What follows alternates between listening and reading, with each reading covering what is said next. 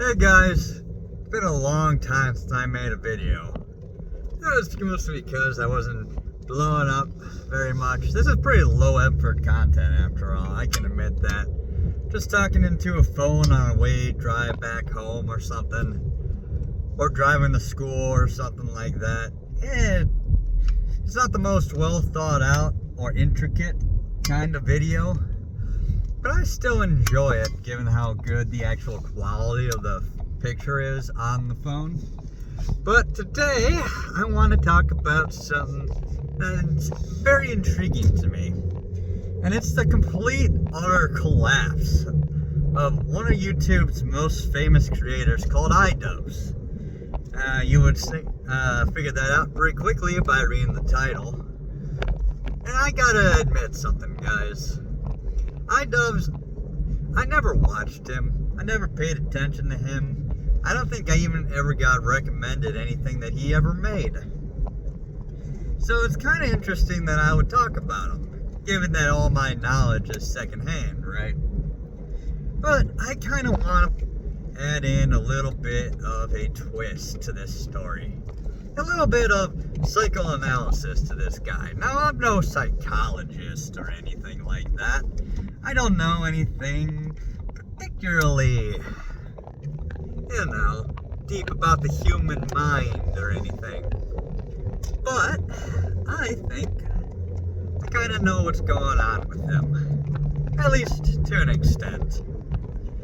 So, who is IDubbbz? And from my understanding, IDubbbz is a guy who started his career by, mocking other YouTubers. So it's kind of funny that everybody is jumping on this bandwagon to make fun of him for his complete and utter degeneration into a degenerate. So, who is he and what does he do? Well, Ian, aka IDubbbz, he made content called Content Cop, or Content Deputy, depending on how in depth he went into his subject matter. And Content Cop basically tore apart people's content, tore apart their personalities. This is from what I understand. I'm never watching. I'm never going to give him a view. That's why I said all this is secondhand, but everyone wants to talk about this guy. And so do I, because man, oh man, I just love when a leftist completely and utterly destroys himself for no reason. And it comes at a high price for him too. You see, he was good friends with a guy named Klein, one of the most popular leftist streamers in the world. In my personal opinion anyways. Now, he never got as many subscribers as IDubbbz. But the thing about him, excuse me, you guys fell over there for a second. The thing that always seems very interesting to me is just how many subscribers these guys get, how quickly they gain them. And yet their videos only ever seem to get a few tens of thousands of views.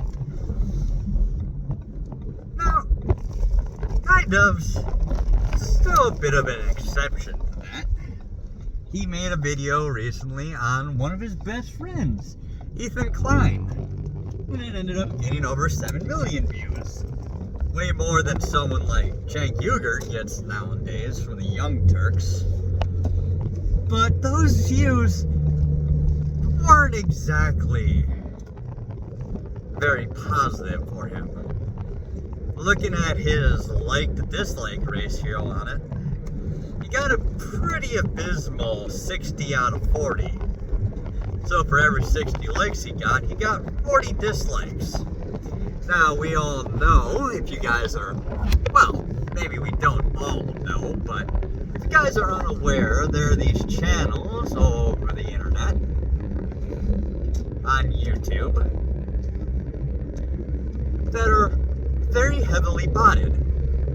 There was one scam that was going on where some random streamer videos from some random person were being streamed online, but the content itself was relatively benign. It's a bit off topic, but this benign content had, say, some woman making a delicious meal, for example, and yet she was getting donations every few seconds for $10 or $20 or $100 here or there. Just no one talking, no one really saying anything, just endless donations. And it turns out, or what's most likely the scenario, is that all of this donation money is coming in as a money laundering scheme to hide it. Coming from all these accounts or hacked accounts, from some big dump of information. And small amounts being taken from here, there, or multiple accounts have been made through special interest groups very quickly to be shut down probably not too long later. What it seems to be that all over the internet, including on Twitter and on Facebook and on YouTube, botting has become a very, very financially just absolutely huge business. After all, the more bots that watch your content, the more ad revenue you get. Because the bot doesn't care whether or not they watch an ad. It doesn't matter how many accounts, how many, different bots watch the content. After all, it's actually relatively easy for a bot to be automated to watch a video, put it on 4 times speed nowadays, and give you a watch, only for it to automatically sign out and sign into a new account, another account, which that bot will watch you from that account, giving yet another view to your content. And maybe the bot will even be programmed to hit the little like button, just in the general area where it needs to click. After all, it's not something that's very difficult to program. Now, I don't know how many of IDubbbz actual content is botted, but what's interesting is when he made his video on Ethan Klein, he got the 7 million views. His next video only got around 1 million views. It's a huge drop-off, if nothing else. I mean, maybe it just went viral for all the wrong reasons. But we were getting ahead of ourselves. Whether or not he's being botted is immaterial after all. What is actually more interesting about this guy, IDubbbz, is that he used to be this giant YouTuber. And then he got a girlfriend. His girlfriend does, the average girlfriend stuff. He maybe cooks him some food, cleans around the house, does an OnlyFans. All the normal things that happens in completely healthy relationships. After all, your girlfriend showing off her body to a bunch of strangers, making money for you. After all, what would IDubbbz, the guy who gets millions of views per video, why would he? Of course he needs his girlfriend to be doing stuff like that. He don't earn enough money from what he does. But anyways, he became a good friends with Ethan Klein. Let's get back to that now, shall we, huh? So, Ethan Klein is a moderate. Now, not to get too deep into it, Ethan Klein, another guy I only tangentially really know about, is a moderate leftist, and he's Jewish. He does not, however, support Israel. He actually thinks Israel is, well, not that it should be destroyed or anything like that, but it is not in the right when it comes to dealing with other countries in the local area. However, he does draw the line on supporting terrorist groups such as the Houthis or Hezbollah or Hamas, saying that these organizations are highly anti-Semitic, highly homophobic, highly against any kind of person who is not a 100% dedicated Muslim, after all.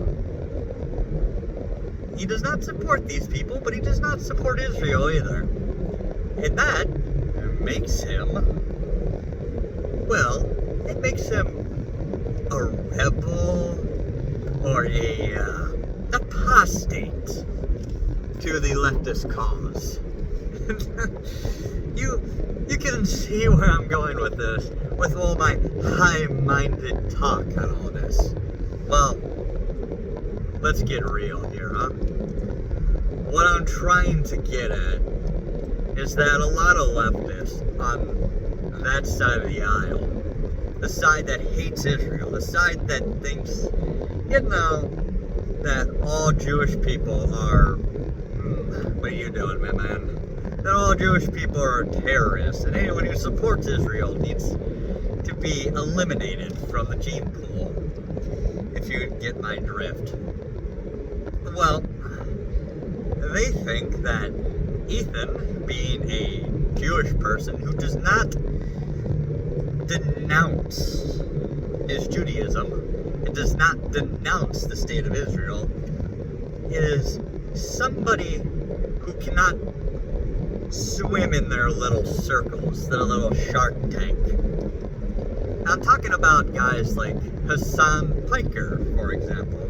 It's always so funny to me how guys like Hassan Piker, Destiny, oh, who's that other guy? The guy who always talks about horse dick. Not Cenk Uygur, I mean, he's another one who thinks that horses can consent. Oh, by the way, Hassan Piker is the nephew of Cenk Uygur. Ah, Vash, that's it, Vash. All these guys, they absolutely hate each other, despite each of them being degenerates in their own right. But, let's move on from that, eh? We're talking about Ian right now. Since Ian wanted to get into the sweetness of guys such as Hassan Piker, and, well, let's pause for a second. Hassan Piker is unironically somebody who has said that he supports everything the Houthis have done. Now, if you are not aware, the Houthis have regularly shot rockets at American shipping. And they have shot rockets at any shipping. In fact, they shot rockets at a boat owned, as I recall, by the UK, manned by people from the Philippines, and it was shipping to Turkey, another Arab country. And they captured the Filipinos that were in the boat, and then kept them hostage for over a year. For no real reason. Just because it was going through the Red Sea. It wasn't going to Israel. It wasn't owned by Israelis. There's nothing having to do with anyone Jewish, as far as I'm aware. As far as I'm aware, one of the co-owners of one of the affiliate organizations, or one of the organizations that placed an order for the stuff coming in, was Jewish. That means someone tertiary related to this boat was captured, or, well, he wasn't captured. The Filipinos were captured.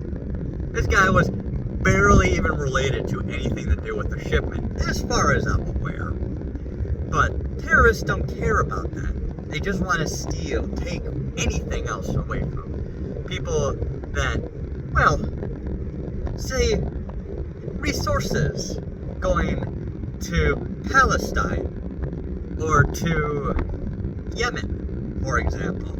Hamas takes any resources given to the Palestinians and takes it for themselves, or the Houthis take anything sent to the people of Yemen and takes it for themselves, doing everything in their power to take away from the citizens that they are supposedly protecting. This is the kind of people that Hassan Piker supports. Now, this does not sit well with Ethan Klein, who does not really agree that terrorists should just be taking people hostage and torturing them for over a year or longer. Currently, Hamas has an American hostage that's been in captivity for over 500 days. And, well, Hassan denies that any forced activity has been done to any of the women that Hamas has captured, despite myriad amounts of evidence for it. Well, Ethan Klein, again, not being very, happy about that, decided to, he's going to call this kind of behavior out. No, he didn't call out Hassan himself, but he called out the terrorist. Ian Klein, or not Ian Klein, excuse me, that's Ethan Klein, and I'm talking about actually Ian, IDubbbz, decided that no one should ever talk bad about his daddy, Hassan Piker. So he decided to, let his editor attack his good friend Ethan Klein. The editor said a whole host of nasty things about Ethan that I will not repeat here under any circumstances. However, you can look up the details. Plenty of other people have talked about this. And, well, Ethan, having a child and having, a life, and being attacked by literal terrorist supporters, had a little bit of a mental breakdown, especially when these terrorist supporters started to, make up a whole bunch of random rumors about how Ethan was in some form or fashion mistreating his kids. There was absolutely no evidence for any of it. They just started making up complete bullshit.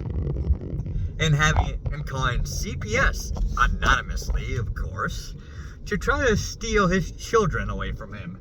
If you don't know, Child Protective Services is actually very hostile organization, corrupt to the core, and more than willing to go after political orientations that they do not agree with,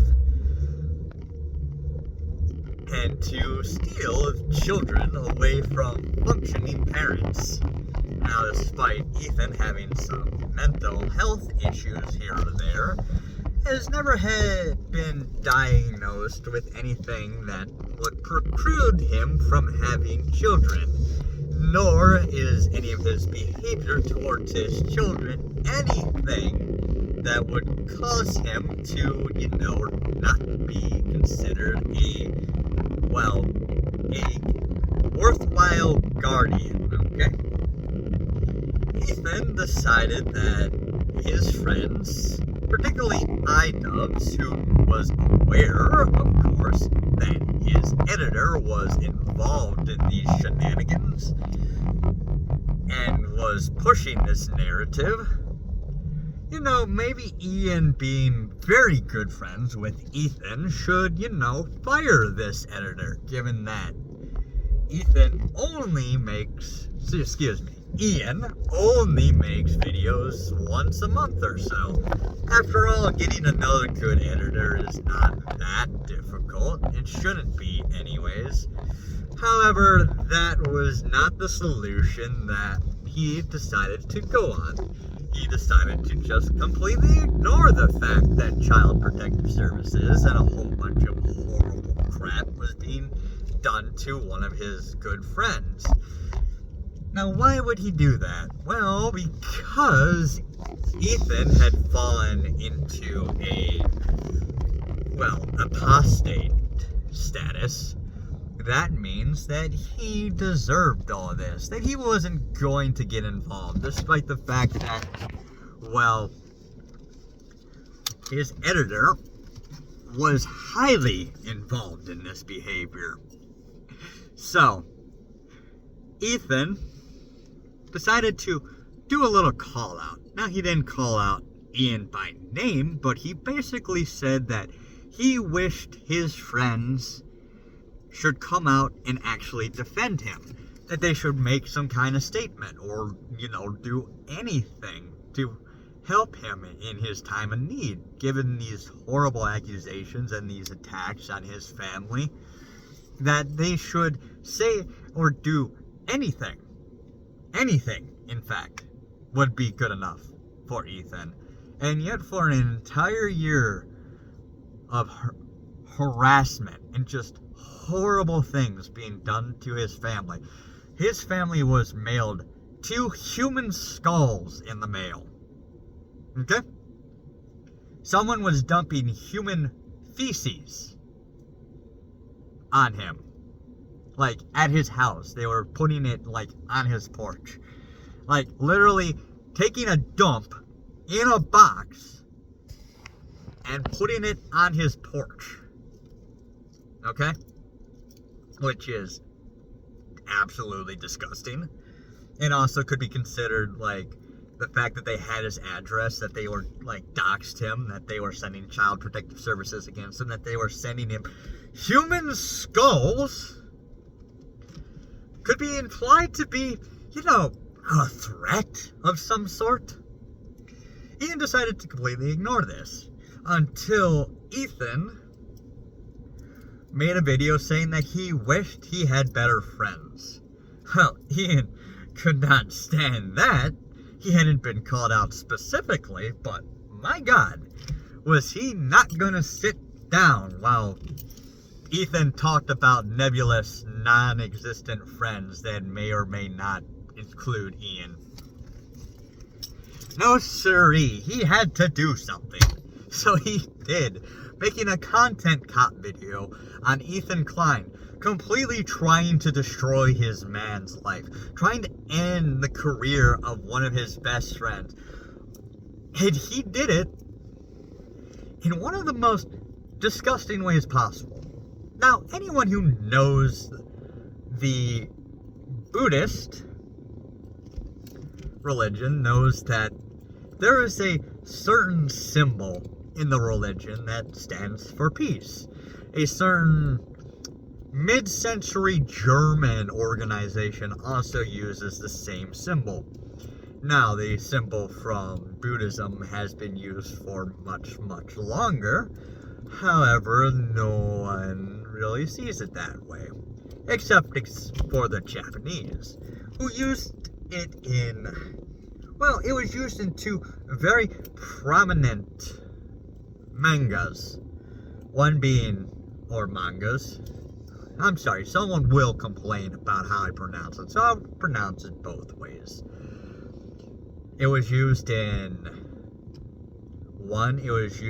oh God, dang it, I can't think of it right now. God, it was very popular manga. It's about a spirit detective. Oh my God. The fact that I can't think of this right now, I am so sorry. However, ignoring that, the context we're talking about is the usage in Bleach, where the main character Ichigo has a sword whose hilt forms the symbol. Now, to differentiate the two symbols, the Buddhist one has been reversed since the mid-century Germans used it, to kind of differentiate it. Not that people ever really notice that. A lot of people paint Excuse me. I almost said the word. I don't want this to get, down boosted in the algorithm. Uses the symbol, but they always when they try to smear somebody as being a mid-century German or a neo-mid-century German, they often paint it backwards because they just don't know any better. They're that dumb. Well, Ichigo has one of these swords, and when Ian made his content cop video on Ethan Klein, he did it from, Hassan Piker's home, and he used a sword in the video that Hassan had bought at a con. And there are videos out there where Hassan says that he has no idea who Aizen is, the main antagonist, or one of the main antagonists from Bleach is, and that he has never watched Bleach. He bought this sword with a certain symbol on it, and this is the sword that Ian decided to show very prominently in his video. Now, whether or not Hassan was involved in that choice, or whether Ian was just ignorant to the fact that this sword has a very, very prominent symbol on the hilt, is, beyond something that I can personally say, but it does say something interesting given that, Ethan is a Jewish man, and his family is Jewish.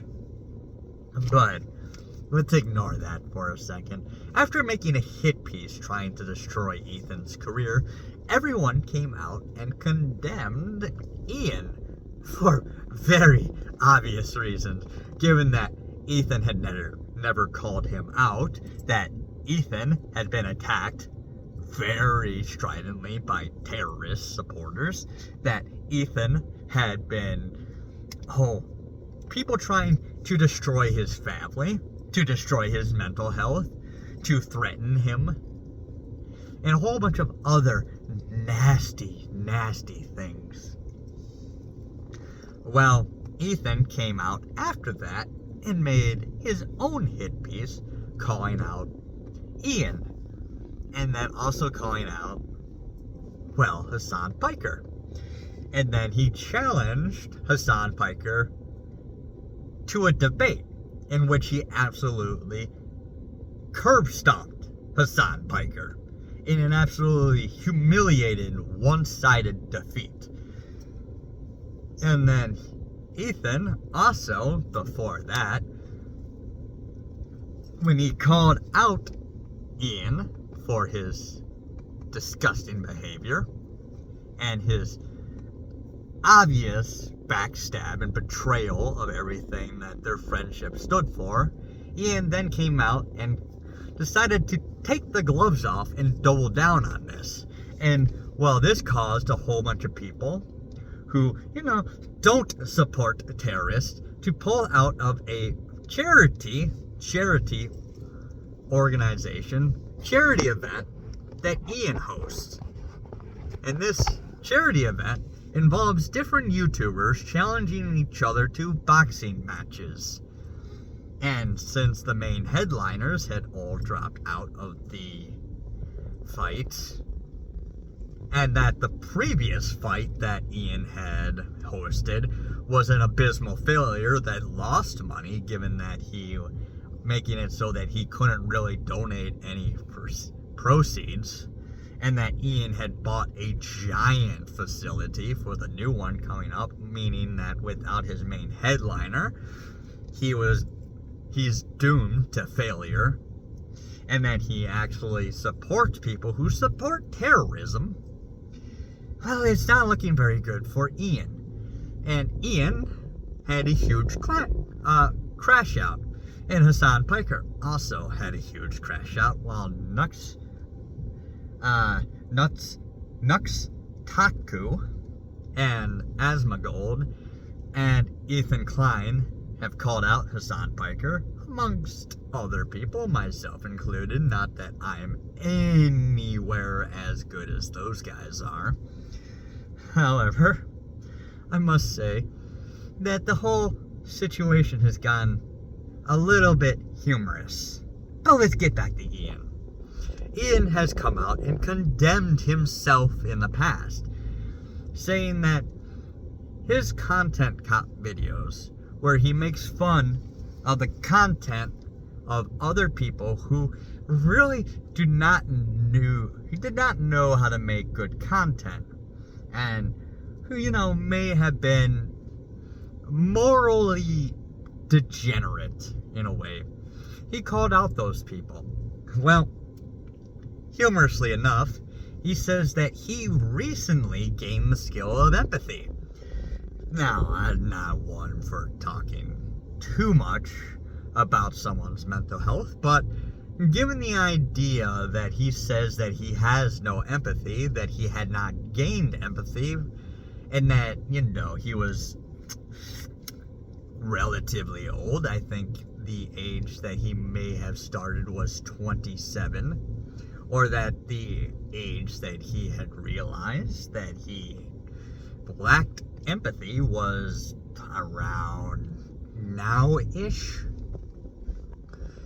tells me that he may be, in fact, a psychopath. In fact, he says that his empathy bar, as if it's a video game, is only 25% full. And given his huge backstab of a friend that he had for over 8 years, I would say 20% full is a little bit generous for such a person, such as him.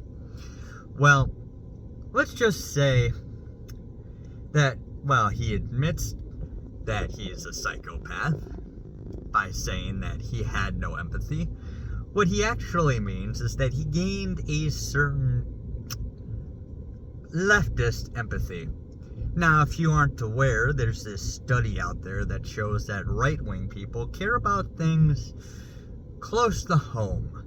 Their friends, their family, their pets, their neighbors, people in similar groups as them, the people that they go to church with, people that, they see at, that they hang out with, people close to them. Whereas the study found that leftists have more empathy for people halfway across the world, for example. People that they've never met. People who they don't necessarily understand. People whose shoes they never lived in. People that they really don't know. In fact, it seems that some of these people have more empathy for animals, for example, or for potential life on another planet. For example, maybe bacterial life found on Mars. They often have more empathy for that bacteria than they do for humanity. They believe that, maybe humans shouldn't try to expand beyond our own little blue marble, because we could potentially hurt some non-sentient life on some distant world somewhere. That they might actually... In fact, it got so insane that some people in the survey seem to have more empathy for meteors in the sky than they did for people. Now, there is nothing wrong with being empathetic to someone, say, in India or South Africa or in, well, any part of the Middle East, for example. After all, we have all this technology. We got running water. We got proper sanitation and better health care. And, you know, there are places throughout the world, say for Sentinel Island, for example, where they don't have any electricity or running water or even clothing beyond, like, a little loincloth here or there. If you don't know what Sentinel Island is, it's a little island off the coast of, India, where the Indian government has ruled that no one should ever go there. This is one of the few uncontacted tribes in the world, except for the fact that they were contacted. Now, it's a very interesting story, but these people have never, these leftists I'm talking about, have never stepped foot in the shoes of any of these people. They never been to Africa. They never seen what happens in India, or what Indians believe, or what Africans believe, or how they live, or how they view their status in the world, or whether or not they actually care whether or not they have all the amenities that we have in the West. After all, a lot of people in the Middle East, for example, see that all the amenities we have are actually decadence, that they would make them weaker if they had it. Now, this is not everyone in the Middle East, but these people, these leftists, believe that these people should have these things, that of course they want these things, of course they want democracy, or they want to have all these wonderful toys like sports cars or a cell phone, for example. Now, it's not to say that there's no one in the Middle East that has these things. A lot of them do have cell phones of a sort. Maybe not the phone I'm using, for example. There are people out there who do, especially if you go to a place like Turkey, or to a place like Israel, for example, or a place, say Egypt, for example.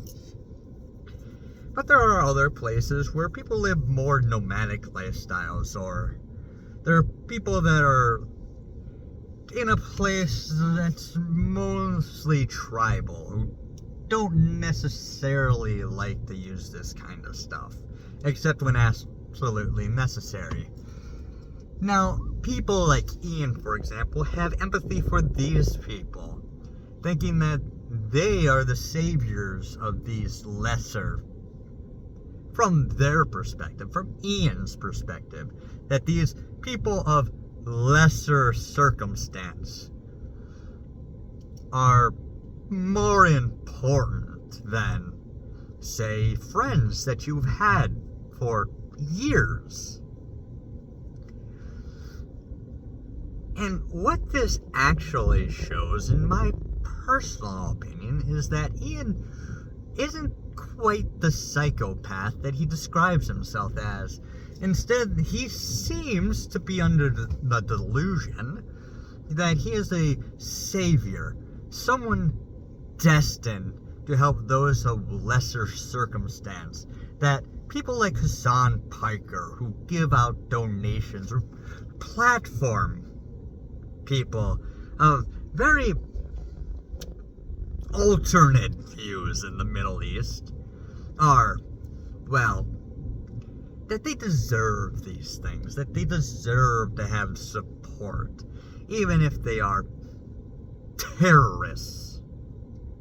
Now, he will gladly throw his own best friend under the bus in a heartbeat in order to get into the good graces of, Hamas supporters who did horrible, horrible things to women and children, including throwing multiple grenades into a very enclosed space with a whole bunch of civilians,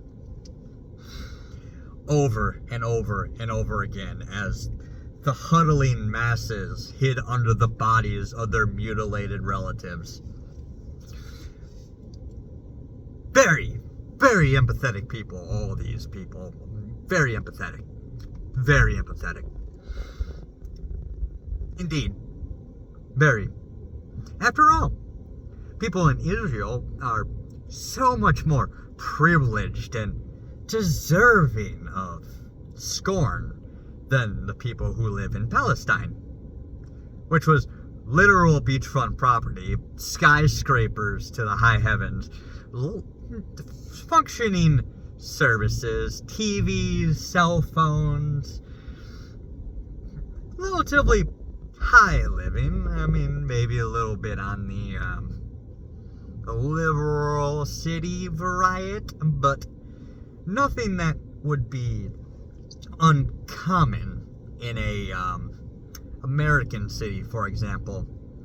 But to these people, since Palestine being set up for Palestinians and all Jewish people in the area being forcibly deported back into Israel proper, by Israel, mind you. Yes, Israel forced Israelis to leave Palestine in order to give all of these amenities to the Palestinians and tried to create a two-state system in which the Palestinians got to govern themselves and to vote in their own government.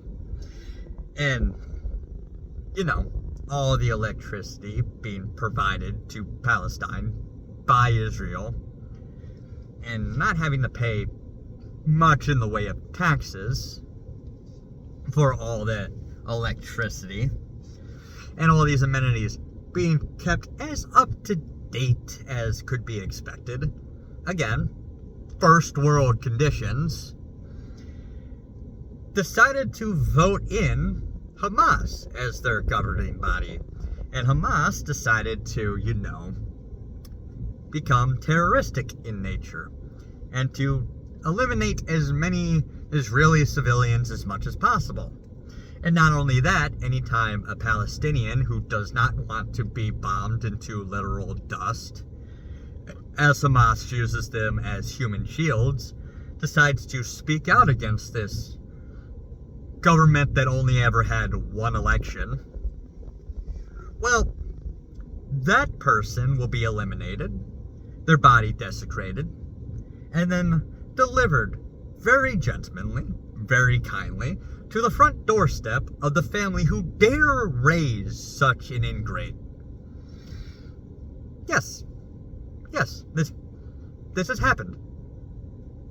People who protest in Palestine against Hamas are eliminated, their bodies desecrated, and delivered to the front porch of their friends and family. And there's only ever been one election in Palestine, and never any other ones. Yeah, that's a democracy for you. They will never vote in anybody else, because they will never be allowed to vote in anybody else, as long as Hamas is in power. Well, guys like Hassan and Ian think that Hamas are just the greatest people in the world. Just the absolute nicest people who are so very oppressed and being held in a prison. Again, first world conditions, modern hospitals, running water, proper sanitation, electricity, modern amenities, and allowed to buy such luxuries as cell phones and cars and anything else that anyone in the West can buy, are apparently living in a prison. And that means that they are allowed to kill every single Jewish person inside of Israel, according to Hassan and his friends, including now Ian. Something that Ethan disagrees with heavily. He does not support Israel's actions. He does not think that Israel is a moral government, but he does not think that Hamas is a moral governing body either. He thinks that both sides are just absolutely terrible. Now that, my personal opinion is a little bit mixed. This is one of those things where I'm not too keen on discussing. I'm America first, after all. I care more about my country.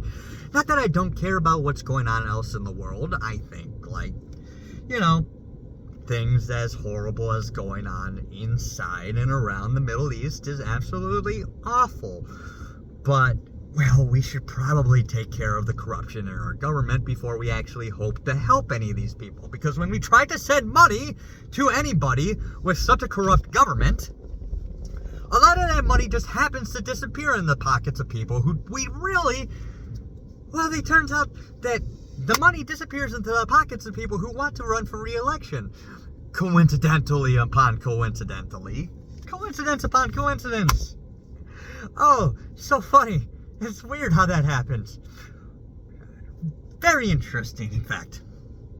So, Ian, having a complete crash out recently, having lost, about 20,000 subscribers, despite all the bots, clearly, that are following him and continuing to add subscriber after subscriber to his account. He still lost 20,000 subscribers in the last 2 weeks. Not very much compared to his 7 million, about less than 1/3%. But the fact that the bots are not able to compensate for this, and the fact that his biggest video of all time is one in which 40% of people disapprove of, and that his friends, his terrorist supporting friends, are now getting mainstream coverage, including news coverage from some, like Sky News Australia and Fox News. Organizations that may have some sympathies for the Republican Party and some hostility to terrorists, given that, supporting terrorists, supporting their propaganda, putting their propaganda, spreading their propaganda out into the world can be a 20-year prison sentence. Well, let's just say it's not looking good for Ian and his new friends. Now again, I never watched Ian, I never watched Ethan, I never watched Hassan, I never watched any of these people. Not Destiny. I watched a little bit of Vosh here or there when the invasion of Ukraine happened. But that was just mostly to see what the other side was saying. And this was before I knew about the controversies of Vosh, personally. And I never watched Cenk Uygur. But what I do know second and third hand paints this whole group of people as not very good. I feel more sympathies for Ethan, given the horrible things being done to him and his family. And given the rates in which he is being backstabbed and people coming after him, it almost seems like maybe he may be a Trump supporter by the end of this term.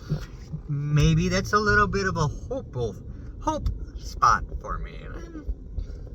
After all, he would be what we would consider a rhino, but having people on the left-hand side realize that their side is completely and utterly batshit insane is a good thing. Like Bill Maher. And there were spots on, even Cenk Uygur eventually admitted that Joe Biden was a little bit twisted. But just say, again, I'm enjoying, very much so, the downfall of terrorist supporters and terrorist organizations recently. And I thought Ian, in this 50-minute long video, as well as his friends, deserved a little bit of a call out. All that other stuff with some context to the situation, but look into it if you want. Go watch Nux' videos on Ethan and IDubbbz Ian and his good friend Hassan Piker. You'll get a little bit more context, and you'll, in the end, enjoy their downfall as much as I have. That's it for now, guys. Bye.